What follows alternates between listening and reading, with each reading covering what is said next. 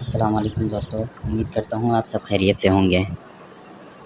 Welcome to my YouTube channel اسلامی content. اور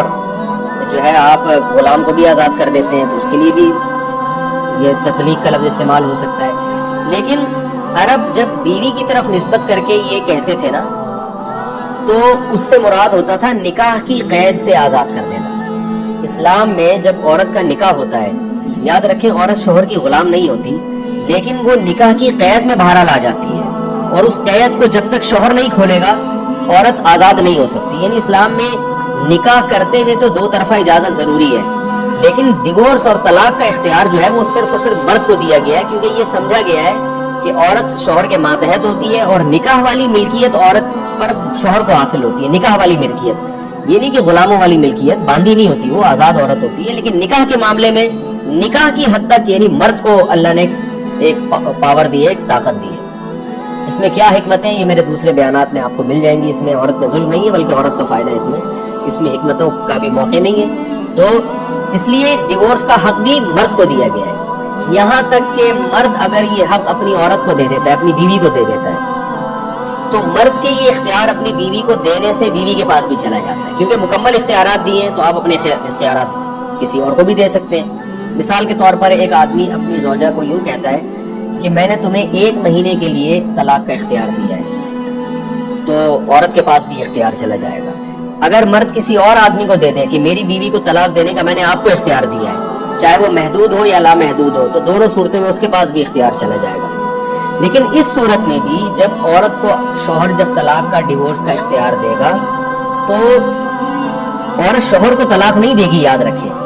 یہ جو غیر مسلموں میں یہ ہے نا کہ بیوی نے شوہر کو طلاق دے دی، یہ اسلام میں نہیں ہے۔ بیوی شوہر کو طلاق نہیں دے سکتی، وہ دے گی پھر بھی اپنے آپ کو ہی۔ یعنی شوہر جب بیوی کو دے گا، کہے گا کہ میں نے تمہیں ڈیورس کا اختیار دیا، تو پھر عورت کے الفاظ یہ نہیں ہوں گے کہ میں نے آپ کو ڈیورس دی، بلکہ یہ ہوگی میں نے اپنے آپ کو ڈیورس دی تھی، یعنی اپنے آپ کو آپ کی قید سے آزاد کر لیا، میں نے آپ کے نکاح سے میں نے اپنے آپ کو آزاد کیا، کیونکہ آزاد عورت ہوگی، مرد نہیں ہوگا۔ مرد کی ایک نکاح والی جو ملکیت ہے وہ مرد اس سے محروم ہو جائے گا، تو اس لیے عورت ہمیشہ اپنے اوپر ہی طلاق واقع کرتی ہے۔ یہ جو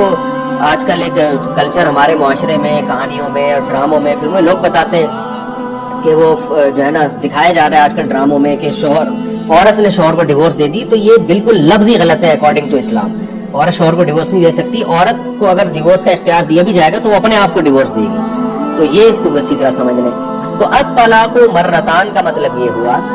کہ عرب میں جب بیوی کو نکاح سے آزاد کرنا ہوتا تھا تو ابراہیم علیہ السلام کی جو شریعت چلی آ رہی تھی اس شریعت کے مطابق ہوتا یہ تھا کہ، اور اسلام نے بھی اس کو باقی رکھا، کہ زبان پر حکم کا مدار رکھا گیا ہے۔ بہت اہم ٹاپک ہے، اس کو اللہ کرے آپ کی سمجھ میں آ جائیے۔ زبان پر حکم کا مدار رکھا گیا ہے کہ مرد جب عورت کو اپنے نکاح سے آزاد کرنا چاہے گا، ختم کرنا چاہے گا، تو کوئی بھی ایسا لفظ استعمال کر لے جس سے یہ پتہ چل رہا ہو کہ یہ اپنی زوجہ کو اپنے نکاح سے آزاد کر رہا ہے، کوئی بھی ایسا لفظ استعمال کر لے، تو اسلام نے بھی اور زمانے جاہلیت میں بھی اس نے مرد کے ان الفاظ ہی کو معتبر سمجھا جاتا تھا، اور اس کو بہت آسان رکھا گیا ہے۔ مثال کے طور پر کوئی مرد اگر اپنی زوجہ سے یہ کہہ دے کہ تم میرے نکاح سے خارج ہو، تو بس خارج ہو جائے گی وہ اس کے نکاح سے۔ کوئی مرد اگر یوں کہہ دے آج سے تم آزاد ہو، تو آزاد کے لفظ میں تو بہت سارے احتمالات ہیں۔ اگر مرد کی نیت یہ تھی کہ نکاح سے آزاد ہو تو نکاح سے آزاد ہو جائے گی۔ کوئی یوں کہہ دے کہ تم مجھ پر حرام ہو، اور نیت اس کی یہ ہوتی تھی کہ حرام سے میری مراد ہے کہ جیسے اجنبی عورت مجھ پہ حرام ہے تو تم بھی اجنبی بن گئی ہو، تو بھی نکاح سے خارج ہو جائے گی۔ یعنی کچھ الفاظ تو ایسے ہیں جن میں نیت کی ضرورت ہے، کچھ میں نیت کی ضرورت نہیں ہے۔ تو یہ اصل اسلام کا بھی فلسفہ ہے، اور زمانے جاہلیت میں جو ابراہیم علیہ السلام کی شریعت چلی آ رہی تھی وہ بھی یہی تھی کہ مرد جن الفاظ سے بھی چاہے اپنی بیوی کو اپنے نکاح سے خارج کر سکتا ہے، بشرطے کہ ان الفاظ کا جو مفہوم ہے اس مفہوم میں نکاح سے آزادی کا مفہوم آ رہا ہو، یعنی اس کا معنی بھی یہ بنتا ہو۔ مثلا کوئی شخص اگر اپنی زوجہ سے کہہ دے کہ تو بڑی نالائق ہے، اور بعد میں کہ میں نے جو یہ نالائق کہا نا تو میری نیت طلاق کی تھی، تو طلاق واقع نہیں ہوگی، اس لیے کہ نالائق کے لفظ میں تو کوئی نکاح سے آزادی والا کوئی عنصر پایا ہی نہیں جاتا نا، تو کوئی بھی گالی دینے سے یا کوئی برا بھلا کہنے سے نہیں ہوگی۔ یعنی ایسے الفاظ استعمال کرے جن سے یہ پتا چل رہا ہو کہ یہ اس عورت کو اپنے نکاح سے نکالنا چاہتا ہے. تو ایسے الفاظ کسی بھی زبان میں ہو، انگلش میں ہو، پشتو میں ہو، پنجابی میں ہو، سندھی میں ہو، تو اسلام نے انہی الفاظ کا اعتبار کیا ہے. اس لیے اسلام میں صرف عربی میں طلاق نہیں ہوتی، اردو میں بھی ہوتی ہے، فارسی میں بھی ہوتی ہے، انگلش میں بھی ڈیورس کا لفظ ہے، اس سے ہو جاتی ہے. تو اب یہ خوب اچھی طرح سمجھیں کہ جیسے ہمارے ہاں بعض الفاظ بعض میننگ کے لیے خاص ہو جاتے ہیں، اصل میں تو وہ خاص معنی کے لیے نہیں تھے، لیکن ان کا استعمال اتنا ہونے لگتا ہے کہ پھر وہ اسی معنی میں استعمال ہوتے ہیں. تو ایسے ہی طلاق کا جو اصل لفظ تھا وہ تو تھا کہ آزادی، لیکن عرب نے اس لفظ کو جب بیوی کے لیے استعمال کرتے تھے تو ان کی مراد یہ ہوتی تھی کہ اس کو نکاح سے خارج کرنا. بالکل جیسے انگلش میں ڈیورس کا لفظ جب بیوی کے لیے استعمال ہوتا ہے تو اس سے مراد نکاح ختم کرنے کے علاوہ اور کوئی مقصد نہیں ہوتا، یعنی اس کا کوئی اور مطلب ہے ہی نہیں عرف میں. تو ایسے ہی عرب میں جو طلاق کا جو لفظ تھا نا، طلاق کا لفظ وہ اسی معنی میں استعمال ہونے لگا کہ جب بھی زوجہ کو، اپنی وائف کو نکاح سے انہوں نے خارج کرنا ہے تو وہ طلاق ہی کا لفظ استعمال کرتے تھے. تو اب شریعت نے یہ کیا کہ شریعت نے ایک اصول بنایا ہے کہ کسی زبان میں کوئی لفظ اگر ایسا ہے جو نکاح ختم کرنے کے علاوہ کسی اور میننگ میں استعمال ہی نہیں ہو رہا، تو شریعت بھی پھر یہ کہتی ہے کہ اب اس لفظ سے نکاح ہی ختم ہوگا. اس میں اگر شوہر کہتا ہے کہ میری نیت کچھ اور تھی تو اس کی نیت کا اعتبار نہیں ہوگا. جیسے آج اگر بیوی کو کہتا ہے تمہیں طلاق ہے، اور جب اس سے پوچھا جائے کہ تم نے تو طلاق دے دی، ہو کہتے بھائی طلاق کے جو ڈکشنری میں معنی وہ تو آزاد کرنا ہے. تو میرا مقصد یہ تھا کہ میں اپنی زوجہ کو کام کاج سے آزاد کرنا چاہتا ہوں، تو کام کاج سے آزادی کے لیے میں نے یہ طلاق کا لفظ استعمال کیا ہے. تو اس کی بات مانی نہیں جائے گی، اس لیے کہ عرف میں طلاق کا مطلب بیوی کو اب نکاح سے آزاد کرنا ہی ہوتا ہے اگر بیوی کی طرف نسبت کر کے کہا جائے یہ لفظ. تو ہر زبان میں، پشتو میں، سندھی میں، پنجابی میں کوئی بھی ایسا لفظ جو بیوی کے لیے جب استعمال ہو تو اس سے مراد نکاح ختم کرنا ہی مراد لیا جاتا ان کے عرف میں، ان کے کلچر میں. تو ایسے الفاظ کو صریح طلاق کہا جاتا ہے، یعنی صریح الفاظ کہا جاتا ہے. یہ وہ صریح الفاظ ہیں جس میں نیت کی ضرورت نہیں ہے. اگر کوئی یہ کہتا ہے کہ میری نیت ڈیورس دینے کی نہیں تھی، طلاق کی نہیں تھی، تو شریعت اس کو کلعدم قرار دیتی ہے. مفتی بھی نہیں مانے گا، اس کی بیوی بھی نہیں مانے گی، سب یہی کہیں گے بھیا، کیونکہ عرف میں یہ لفظ اسی معنی میں استعمال ہوتا ہے. ایسے ہی جیسے آپ کسی کو بولتے ہیں گدھا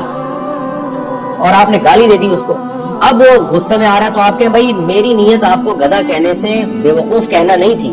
بلکہ میری نیت یہ تھی کہ گدھا جیسا اسٹرانگ ہوتا ہے اور ماشاءاللہ اتنا ویٹ اٹھاتا ہے تو آپ بھی بڑے زبردست باڈی بلڈر ہیں. تو یہ بات کوئی نہیں مانے گا. وہ بھائی گدھے کا لفظ ٹھیک ہے اس معنی میں بھی استعمال ہو سکتا ہے، یعنی آپ کی رائے میں، لیکن عرف میں یہ معنی نہیں ہے. لغت عرف کو دیکھتی ہے، لغت لوگوں کے کلچر کو دیکھتی ہے کہ لوگ کس ورڈ کو کس معنی میں استعمال کر رہے ہیں. تو اسلام بھی یہی دیکھتا ہے کہ جو لفظ جس معنی میں، جس قوم میں، جس معنی کے لیے استعمال ہوا ہے، اسلام بھی یہ کہتے ہیں یہ اسی معنی میں، اسلام بھی اس کو اسی معنی میں مانے گا. تو اب عرب میں طلاق کا لفظ نکاح ختم کرنے کے لیے استعمال ہوتا تھا، تو اس لیے طلاق کا لفظ اب ایک سائن بن گیا، علامت بن گیا. تو اب یہ خوب اچھی طرح سمجھے. اب یہ جو الفاظ ہیں نا قرآن کے، الطلاق مرتان، طلاقیں 2 مرتبہ ہیں، فَإِمْسَاكُمْ بِمَعْرُوفٍ، اس کے بعد عمدہ طریقے سے روک لینا ہے، او تسریح بِإِحْسَان، یہ اچھے طریقے سے رخصت کر دینا ہے. تو اس آیت کا مطلب یہ ہرگز نہیں ہے کہ طلاق کا لفظ 2 مرتبہ، بلکہ طلاق چونکہ صریح لفظ تھا اور نکاح ختم کرنے کے معنی میں استعمال ہوتا تھا، لہذا ہم اس لفظ کا جو حقیقت میں ترجمہ کریں گے وہ یہ ہوگا الطلاق مرتان. کیا مطلب؟ کسی بھی قوم میں وہ لفظ جو بیوی کے نکاح کو ختم کرنے کے لیے استعمال ہوتا ہے اور اس کے علاوہ کسی دوسرے معنی میں استعمال نہیں ہوتا، تو وہ لفظ جب بیوی کی طرف نسبت کر کے استعمال کیا جائے گا تو وہ 2 مرتبہ استعمال ہو سکتا ہے. اور 2 مرتبہ کے بعد تمہیں یہ اجازت ہے کہ تم زوجہ کو یا تو عمدہ طریقے سے روک لو یا عمدہ طریقے سے رخصت کر لو. یہ مطلب ہوا اس آیت کا. اس میں ڈیورس کا لفظ بھی آ گیا، یعنی اگر کوئی انگریز یہ کہتا ہے یا کوئی انگلش میں بیوی کو کہتا ہے تمہیں ڈیورس ہے، تمہیں ڈیورس ہے. اب کوئی یہ کہے کہ قرآن میں تو آتا ہے 2 دفعہ طلاق کے بعد رجوع کا حق حاصل ہے، ڈیورس کا لفظ تو قرآن میں نہیں ہے، تو ہم کہیں گے یہ طلاق کا لفظ ایک لفظ نہیں، ایک سائن، ایک علامت ہے. یہ ایک اصول ہے کہ عرب میں چونکہ یہ طلاق کا لفظ ہی طلاق کے معنی میں استعمال ہوتا تھا، تو قرآن طلاق کے لفظ کو فوکس نہیں کر رہا، قرآن عرب کے کلچر کے لحاظ سے بات کر رہا ہے. تو ہر قوم کا اپنا کلچر ہوتا ہے. تو اس آیت کا جو صحیح ترجمہ ہوگا وہ یہ ہوگا، الطلاق کا مطلب کیا ہوگا کہ وہ لفظ جو کسی بھی قوم میں ڈیورس کے علاوہ کسی اور معنی میں استعمال نہیں ہوتا، وہ لفظ جو صریح لفظ ہے، یعنی صریح لفظ جس سے طلاق دی جاتی ہے، وہ لفظ تم 2 دفعہ استعمال کر سکتے ہو، 2 دفعہ کے بعد تمہیں یہ رائٹ ہوگا کہ تم روک لو یا رخصت کر لو۔ پتہ یہ چلا کہ اگر صریح لفظ سے طلاق نہیں دی ہے پھر اس کا یہ حکم نہیں ہے، خوب اچھی طرح سمجھ لیں۔ مثال کے طور پر کوئی شخص اپنی بیوی کو ایسے الفاظ سے طلاق دیتا ہے جس میں طلاق کا معنی بھی پایا جاتا ہے اور کسی اور چیز کا معنی بھی پایا جاتا ہے، تو پھر اس کا یہ حکم نہیں ہے۔ مثلا اگر کوئی شخص اپنی زوجہ کو یہ کہتا ہے تم میری طرف سے فارغ ہو، اب فارغ کا لفظ میں تو بہت سارے احتمالات ہیں، بھئی تم کام کاج سے فارغ ہو، یا تمہاری کھوپڑی بھی نہیں ہے، تمہارا تم دماغ سے فارغ ہو، یا تم ویسے ہی فارغ ہو، میں تمہیں کچھ نہیں سمجھاؤں گا، اور یہ بھی نیت ہو سکتی ہے کہ تم میری طرف سے فارغ ہو کا مطلب ختم ہمارا نکاح آپس میں، تو یہ لفظ طلاق کا نہیں ہے، یاد رکھیں، یعنی صریح طلاق نہیں ہے، کیونکہ یہ لفظ اردو زبان میں بہت ساری میننگ میں استعمال ہوتا ہے۔ تو یاد رکھیں اس کا کیا حکم ہے، قرآن میں یہاں یہ اس کا حکم بیان نہیں کیا گیا ہے، تو اس پر تقریباً فقہاء کا اجماع ہے کہ اگر اس کو کہتے ہیں کنایا الفاظ، کنایا، تو کنایا الفاظ سے اگر کسی شخص نے زوجہ کو ڈیورس دی ہے تو اس میں یہ نہیں ہے کہ 2 دفعہ کے بعد تمہیں رجوع کا حق ہے، بلکہ 1 دفعہ میں ہی نکاح ختم ہو جاتا ہے، اور یہ ہمیں احادیث سے پتہ چلتا ہے 1 دفعہ میں۔ وجہ اس کی یہ کہ فارغ کا جو لفظ ہے وہ لفظ پر ہم عمل کریں گے، اور وہ لفظ کے یعنی اس سے وہ یہ کہہ رہے ہیں میری مراد تھی کہ نکاح ختم، تو جب آپ کی مراد اس سے نکاح ختم کرنے کی تھی، اور فارغ کا مطلب مکمل فارغ ہو، تو مکمل فارغ عورت جب ہی ہوتی ہے جب مرد کو رجوع کا حق حاصل نہ ہو، تو گویا مرد نے اپنے رجوع کے حق کو خود ہی ختم کر دیا، خود ہی اس نے کہہ دیا ہے مجھے رجوع کا حق حاصل نہیں ہے کیونکہ تم مکمل آزاد ہو چکی ہو، تو اس میں 1 طلاق واقع ہوگی اور نکاح اسی وقت ختم ہو جائے گا۔ پھر یہ جو ہے کہ امساک بمعروف او تسریح باحسان، یہ والا قاعدہ یہاں نہیں چلے گا، کیونکہ قرآن جو حکم بیان کر رہا ہے وہ صریح طلاق کے بارے میں بیان کر رہا ہے، وہ کنایا کے بارے میں بیان نہیں کر رہا۔ کنایا کا حکم کیا ہے وہ فقہاء نے اس کی جو ہے نا ڈیٹیل دوسرے مقام پہ بیان کیا، وہ احادیث سے ہمیں پتہ چلتا ہے۔ جیسے آپ صلی اللہ علیہ وسلم نے اپنی زوجہ سے کہا تھا الحقی باہلکی، ایک نکاح ہوا تھا تو آپ کی زوجہ نے آپ کو پسند نہیں کیا، پہلی رات میں انہوں نے آپ صلی اللہ علیہ وسلم کو اندازہ ہو گیا کہ اس نکاح پہ راضی نہیں ہے، تو آپ نے حکم دیا کہ الحقی باہلکی، جاؤ اپنے گھر چلی جاؤ، اور گھر چلی جانے سے آپ کی مراد یہ تھی کہ نکاح میں ختم کر رہا ہوں، یہ کنایا کے الفاظ تھے، اسی وقت ڈیورس ہو گئی تھی، اسی وقت 1 طلاق بائن واقع ہو گئی تھی، تو کوئی اس طرح کے الفاظ استعمال کرتا ہے۔ تو اب میں دوبارہ اصل ٹاپک کی طرف آتا ہوں۔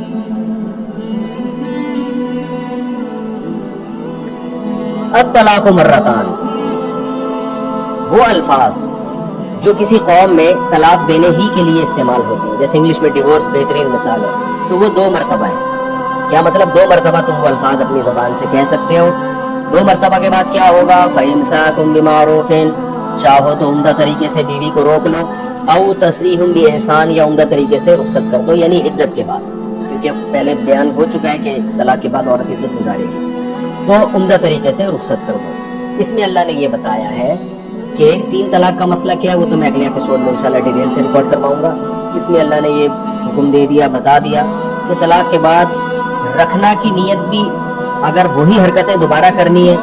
تو پھر نہ رکھیں، اور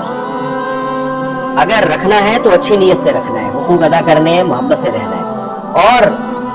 چاہو تو عمدہ طریقے سے رخصت کر دو، یعنی رخصت بھی کرنا، دھکے دے کے نکالنا، اس کے جہیز پہ قبضہ کر لینا، جو پھر اس کو ذلیل کرنا، رسوا کرنا، جو ہمارے معاشرے میں ہوتا ہے ڈیورس کے بعد عورت کو شوہر ذلیل کرتا ہے، عورت شوہر کو رسوا کر رہی ہوتی ہے، ان چیزوں کا اسلام قائل نہیں ہے۔ فرمایا کوئی بات نہیں، ڈیورس ہو گئی ہے، یا تو تمیز سے رکھ کے رجوع کر لو، یعنی 2 طلاقیں ہیں اور 2 کے بعد تمہیں رجوع کا حق حاصل ہے، رجوع کر لو، یا پھر اس کو عمدہ طریقے سے رخصت کر دو۔ 1 طلاق ہو یا 2 طلاقیں ہو، دونوں کا ایک ہی، کیونکہ جب 2 کا یہ حکم ہے تو 1 کا تو بطریق اولا یہ حکم ہے، یعنی اگر 1 دی ہے تو پھر تو اور زیادہ مرد کو یہ حق حاصل ہے کہ چاہے تو روک لے، چاہے تو رخصت کر دے۔ روکنے کا طریقہ کیا ہوگا کہ زبان سے کہہ دے میں نے بیوی سے رجوع کر لیا، یا زوجہ سے ہم بستری کر لے، یا بوس و کنار کر لے، کوئی بھی ایسا کام جو صرف میاں بیوی ہی میں ہو سکتا ہے، وہ کام کرنے سے رجوع ہو جائے گا۔ اگر رجوع نہیں کرتا مرد اور عورت کی عدت پوری ہو جاتی ہے تو پھر عورت کا نکاح ختم ہو جائے گا، جس کو قرآن نے تسریح باحسان سے تعبیر کیا ہے کہ بھئی عمدہ طریقے سے چھوڑ دو، تو عدت پوری ہو جائے گی، آپ اس کو عمدہ طریقے سے رخصت کر دیں، وہ اب آپ کی بیوی نہیں رہی ہے، اور جہاں چاہے وہ نکاح کر سکتی ہے۔ دوبارہ اسی شوہر سے بھی نکاح ہو سکتا ہے، اگر دونوں چاہیں نکاح کر لیں تو کر سکتے ہیں، کیونکہ تیسری دی ہے، کیونکہ قرآن میں آتا ہے تیسری کے بعد